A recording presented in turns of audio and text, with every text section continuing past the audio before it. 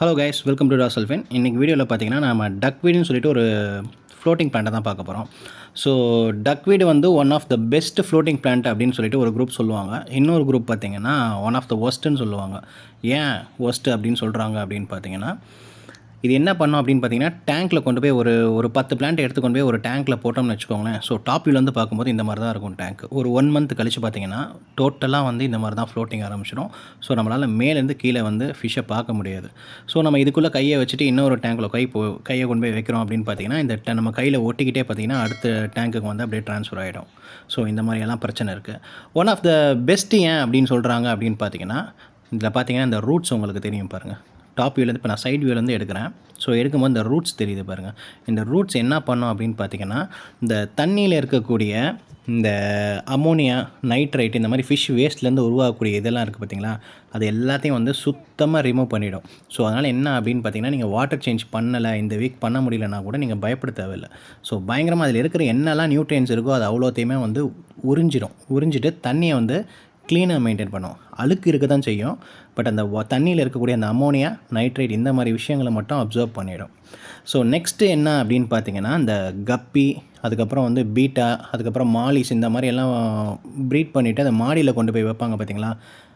மாடியில் கொண்டு போய் இந்த ஃப்ரிட்ஜ் டேங்கோ இல்லை ஒரு பெரிய டப்போ போட்டு அதில் வைப்பாங்களா, அதில் வந்து சும்மா ஒரு 10 டக் வீடை கொண்டு போய் போட்டுட்டு பாருங்களேன், உங்களுக்கே புரியும். அந்த ஃப்ரைஸ் எல்லாம் வந்து ஹைட் ஆகிறதுக்கு வந்து இந்த டக் வீடு வந்து பயங்கர ஹெல்ப் ஆகும்.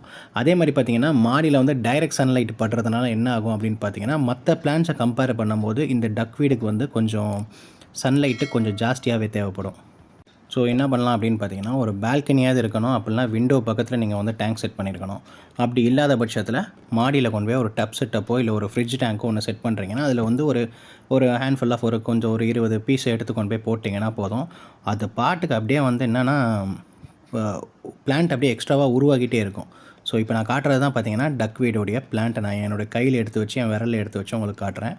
ஸோ அடியில் பார்த்தீங்கன்னா ஜஸ்ட் ஒரு மேலே ஒரு 4 லீஃப் மாதிரி தெரியும். அதுக்கு அடியில் பார்த்தீங்கன்னா வந்து சின்னதாக வந்து அதோடைய ரூட்ஸ் இருக்கும். ஸோ அந்த ரூட்ஸ் தான் வந்து ஃபுல் அண்ட் ஃபுல் வந்து அந்த தண்ணியில் இருக்கக்கூடிய அந்த அமோனியா, நைட்ரைட் எல்லாம் வந்து அப்சர்வ் பண்ணக்கூடியது.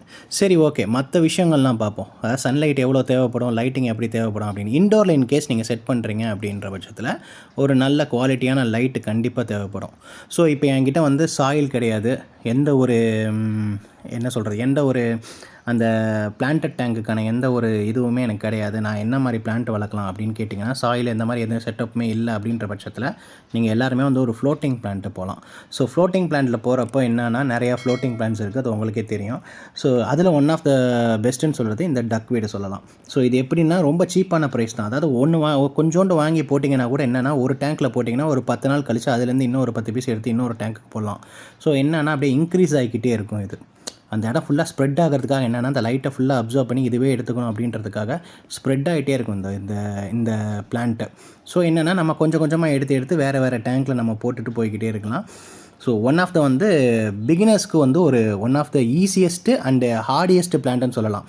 ஏன்னா என்ன ஒரு மாதிரியான செட்டப்பை நீங்கள் போட்டிருந்தாலும் அதில் வந்து ஈஸியாக அடாப்ட் ஆகிக்கும்.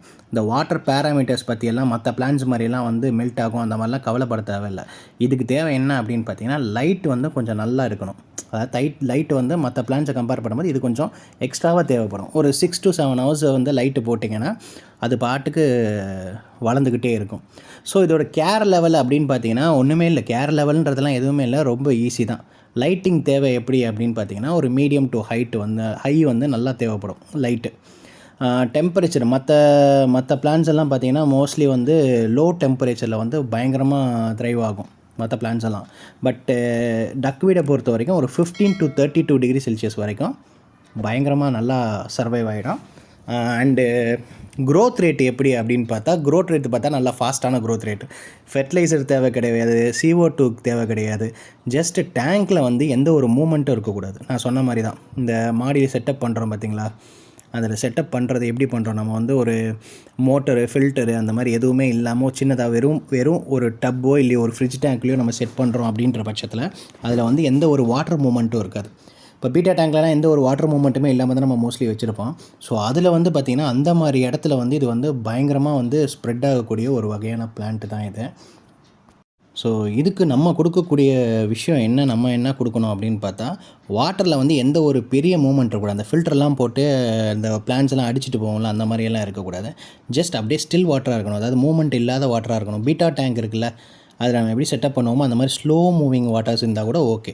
இல்லை பீட்டா டேங்கில் ப்ளைனாக விட்ற மாதிரியா எந்த ஒரு செட்டப்பும் இல்லாமல் ப்ளைனாக விட்டுட்டோம்னா இது பாட்டுக்கு ஸ்ப்ரெட் ஆகிக்கிட்டே இருக்கும். ஸோ அவ்வளோதான். மற்றபடி வந்து ப்ரீடிங்க்கு வந்து சூப்பர்னு சொல்லலாம். இந்த கப்பி பீட்டா ப்ரீடிங்க்கெலாம் வந்து கப்பியெல்லாம் ஆக்சுவலாக வந்த உடனே என்ன ஆகும் அப்படின்னா, ஏதோ ஒரு பிளான்ட்டு கீழே போய் ஒளியும்ல, அதுக்கெல்லாம் வந்து பேரண்ட்டுக்கிட்டேருந்து அந்த மதர்கிட்டேருந்து தப்பிக்கிறதுக்காக போடுவாங்கள்ல. ஸோ அதில் வந்து இது ஒன் ஆஃப் த பெஸ்ட் பிளான்ட்டான்னு சொல்லலாம். ஏன்னா இதோடைய வேர்லாம் அடியில் கொஞ்சம் நீளமாகவே இருக்கும். ஸோ அதனால் அந்த பிளான்ட்ஸு கீழே போய் ஒளிஞ்சிக்கும். இதை விட லென்த்தியான ரூட்ஸ் எல்லாம் இருக்கிற பிளான்ட்லாம் நிறையா இருக்குது. இந்த வாட்டர் லேட்டிவ்ஸ்லாம் பார்த்திங்கன்னா நல்லா இன்னும் கொஞ்சம் லென்த்தியான லீவ்ஸ் இருக்கும், ரூட்ஸ் இருக்கும். ஸோ அதுக்கடியில் கூட போய் ஒளிஞ்சிக்கும். பட் ஸ்டில் இதுவும் ஓகே தான். இது ஏன்னா வந்து ஈஸியாக ஸ்ப்ரெட் ஆகக்கூடிய ஒரு பிளான்ட் இது. ஸோ என்னென்னா ஒரு 10 பிளான்ட் போட்டாலே போதும். உங்களுடைய ஒரு 30 டேங்க் 40 டேங்க் இருக்குன்னா அந்த 40 டேங்க்குக்கும் ஒரு ஜஸ்ட் ஒரு 10 பிளான்ட் வாங்கினா போதும் இனிஷியலாக. ஒரு மாதம் கழித்து பார்த்திங்கன்னா அதை அப்படியே எடுத்து கொஞ்சம் கொஞ்சமாக நான் ஸ்ப்ரெட் பண்ணி எல்லா டேங்க்லையும் நம்ம போட்டுக்கலாம். ஸோ அதனால தான் என்னென்னா நிறையா பேருக்கு இது பிடிக்காது. ஒன்ஸ் நீங்கள் வாங்கிட்டீங்கன்னா உங்களை விட்டு இந்த பிளான்ட் அவ்வளோ சீக்கிரத்தில் போகாது. பட் ஒரு சிலருக்கு என்ன மாதிரி ஆளுங்களுக்குலாம் வந்து இந்த பிளான்ட்டு கூட வந்து ராசி கிடையாது.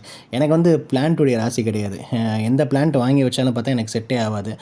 அதுக்கப்புறம் ஒரு முக்கியமான விஷயம், எங்கேருந்து என்ன பிளான்ட் வாங்கினாலும் சரி அதை வந்து கிளியர் பண்ணிவிட்டு அதில் வந்து எந்த ஒரு ப்ரிடேட்டரும் இல்லை. அதாவது வந்து என்னென்னா அதோடைய ப்ரிடேட்டரோட முட்டை அந்த என்ன சொல்கிறது, இந்த ட்ராகன் ஃப்ளைஸ் தும்பி இருக்குல்ல, அதோடைய குட்டிங்க இல்லாமலோ அதுக்கப்புறம் வேறு எந்த ஒரு ப்ரிடேட்டரும் இல்லாமல் இருக்கான்னு ஃபஸ்ட்டு செக் பண்ணிக்கோங்க. ஒன்றும் பிரச்சனை கிடையாது. எப்படி பண்ணணும் அப்படின்றத சொல்கிறேன். ஒன்று வந்து நீங்கள் பொட்டாசியம் பெர்மேங்கனேட் வாஷ் பண்ணலாம். இல்லை எனக்கு அதெல்லாம் பயமாக இருக்குது, எனக்கு அதெல்லாம் தெரியாது அப்படின்னா இந்த டக் வீடோ இல்லை என்ன ஒரு பிளான்ட் வாங்கினாலும் அதை கொண்டு போய் என்ன பண்ணுங்கள், ஒரு டப்பை கொண்டு போய் போட்டு மாடியில் வெறும் மீன் இல்லாமல் ஜஸ்ட் இதை மட்டும் கொண்டு போய் பிளான்ட்டை மட்டும் அதில் கொண்டு போய் போட்டுருங்க. அதுலேருந்து நீங்கள் அப்சர்வ் பண்ணிங்கன்னா உங்களுக்கு தெரியும் ஏதாவது சின்ன சின்ன மூவ்மெண்ட்ஸ் இருக்கும். ஸோ எனக்கு ஒரு தடவை எப்படி ஆகிப்போச்சு அப்படின்னு பார்த்தீங்கன்னா, நான் இங்கே குளத்தூர்லேருந்து தான் வாங்கினேன்னு நினைக்கிறேன் டக் வீடு. ஸோ அதோட சேர்த்துக்கிட்டு என்ன ஓட்டிகிட்டு வந்து இந்த அட்டைப்பூச்சின்னு சொல்லுவாங்கள்ல, அது எனக்கு ஓட்டிகிட்டு வந்தது ஒரு தடவை. ஸோ அதை மீனுக்கிட்ட போகிறதுக்கு முன்னாடியே நான் அதை நோட்டீஸ் பண்ணிவிட்டு அதை ரிமூவ் பண்ணி தூக்கி போட்டுட்டேன். ஸோ அதனால் எப்போவுமே எங்கே பிளான்ட்ஸ் வாங்கினாலும் சரி அதை ஒரு தடவை வந்து நல்லா ஃபுல்லாக செக் பண்ணிவிட்டு அதுக்கப்புறமா நீங்கள் போடுங்க. ஸோ இப்போ எனக்கு வந்திருக்க பிளான்ட் வந்து என்னுடைய ஃப்ரெண்டுக்கிட்டேருந்து வந்திருக்கு. ஸோ ஒரு ட்ரஸ்டட் சோர்ஸ் தான். ஏன்னா அவர் வந்து அவருடைய ஃபிஷ் டேங்க்கில் இருந்து தான் எனக்கு எடுத்து கொடுத்தாரு. ஸோ அதனால் எந்த பிரச்சனையும் இல்லை அப்படின்றதுனால டேரெக்டாக வந்து என்னோடய டேங்க்கில் போட்டேன். அதுக்கப்புறம் இல்லாமல் நம்மளுடைய ஏஞ்சல் தான் இப்போ பார்த்துட்ருக்குறாரு. ஏஞ்சல் வந்து இயற்கையாகவே வந்து இந்த மாதிரி பூச்சிங்க எதாவது வந்தாலும் அதை பிடிச்சி சாப்பிட்ரும். ஸோ இயற்கையாகவே அதுங்களுக்கு அந்த மாதிரி ஒரு குணம் இருக்கிறதுனால தைரியமாக கொண்டு போய் நான் போட்டுட்டேன். இன்னொன்று என்ன அப்படின்னு பார்த்தா, இந்த டக் வீடில் எந்த ஒரு பிளான்ட்டாக இருந்தாலும் சாப்பிடக்கூடிய மீன் தான் வந்து இந்த goldfish. So goldfish, koi, அதுக்கப்புறம் இந்த ஜெயின் குராமி, எனக்கு என்னுடைய எக்ஸ்பீரியன்ஸில் சொல்கிறேன். ஸோ இந்த மீனுங்கள்லாம் வந்து கண்டிப்பாக இந்த டக் வீடெல்லாம் சூப்பராக சாப்பிட்றோம். அதே மாதிரி பார்த்திங்கன்னா இந்த ஜாவா ஃபேனு, அதுக்கப்புறம் அனூபியஸ், இந்த மாதிரி பிளான்ட்டை கூட வந்து கோய் கோல்டு ஃபிஷ்லாம் சாப்பிடாது. பட் கண்டிப்பாக வந்து இந்த டக் வீடை வந்து சூப்பராக சாப்பிடும். ஸோ அதுக்கு ரெடியாக இருங்க. ஸோ மற்ற மீனுங்க கிட்டே போடுங்க. அதாவது வந்து எந்த மீனெல்லாம் வந்து பிளான்ட்ஸை சாப்பிடுன்னு உங்களுக்கு டவுட் இருக்கோ அந்த மீனுக்கிட்ட இந்த டக் வீடை யூஸ் பண்ணாதீங்க. மற்ற மீன்ஸ் கிட்ட மட்டும் இதை யூஸ் பண்ணிக்கோங்க. அதாவது கப்பி, மாலி, பீட்டா, ஜீப்ராஸு அந்த மாதிரி மீனுங்கிட்ட வந்து இந்த டக் வீடை போடுங்க. சூப்பராகவே த்ரைவ் ஆகும். ஸோ அவ்வளோதான் கைஸ் இந்த வீடியோ. தேங்க்ஸ் ஃபார் வாட்சிங். Have a nice day. வேறு ஏதாவது புதுசாக ஏதாவது வீடியோ போடணும் அப்படின்ற பட்சத்தில் எனக்கு கமெண்ட்டில் சொல்லுங்கள்.